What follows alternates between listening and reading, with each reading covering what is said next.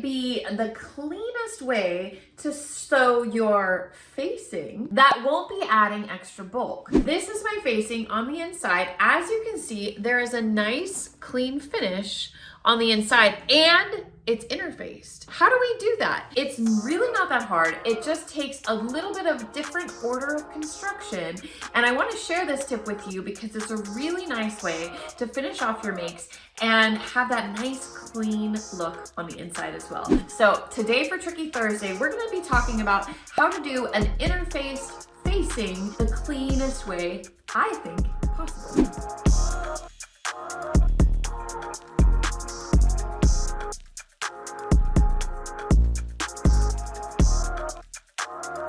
Hello and welcome to my channel. My name is Trisha, your pattern nerd friend. This is Creative Costume Academy. Welcome to my little corner on the internet. We love to talk about all things pattern making, fitting, and sewing here.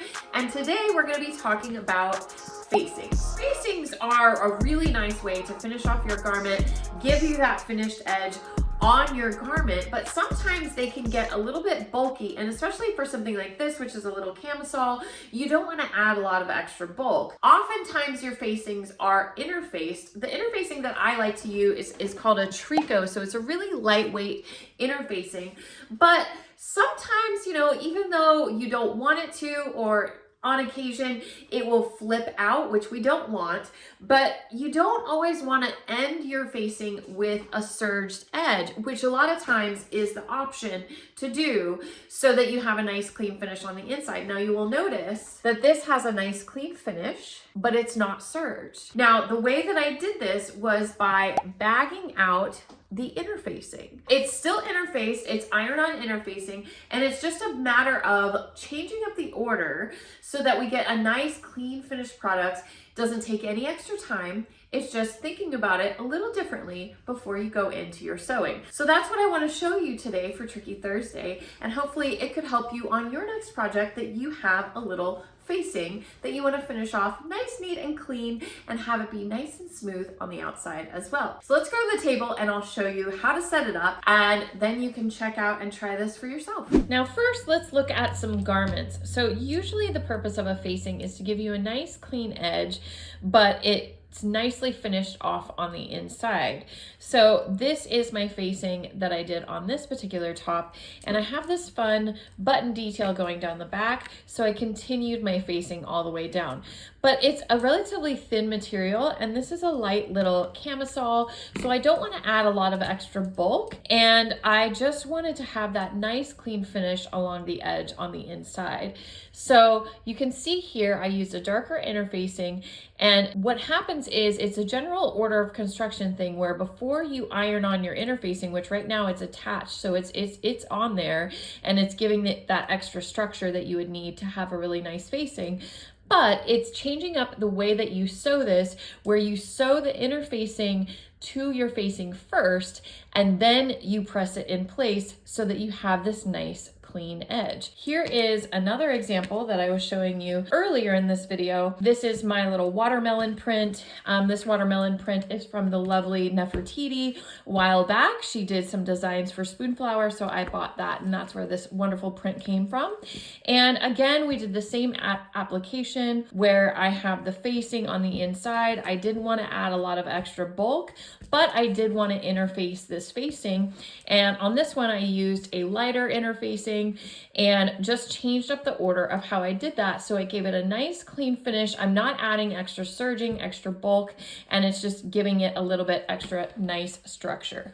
So as I mentioned before, you basically change up the order for how you, instead of just ironing this on and then serging that edge or doing something else to finish that edge, let's pretend this is a back facing that we're using. I do want to mention this is called a tricot interfacing. This is the interfacing that I have on hand. It's very lightweight, as you can see. It comes in black and white, and it works pretty good for anything like this where you just need a little bit of extra oomph, but it's not going to give you tons of extra structure. So I'm using a contrasting color just so it's easy for you to see. But instead of laying this down where the glue, this is the glue side, laying that down and pressing it, I'm going to put right sides together, so the non-glue side to the right side of my facing. And what I'm going to do is I'm going to stitch along that edge there and then turn it in and press. So let's go ahead and do that and I'll show you that step. Okay, now that I have my stitch going along the hem of this, and just a reminder, I have the nubbly glue part on the outside. What you want to do is turn it right side out, so like you're bag lining a garment, and make sure this is the part where you really want to make sure you've got it pushed all the way to the edge and kind of work it with your fingers, because once you iron this down, it is glued on for good. So you may want to clip or cut out little triangles if this is a big deep curve. We're not doing that so much because this is just a sample.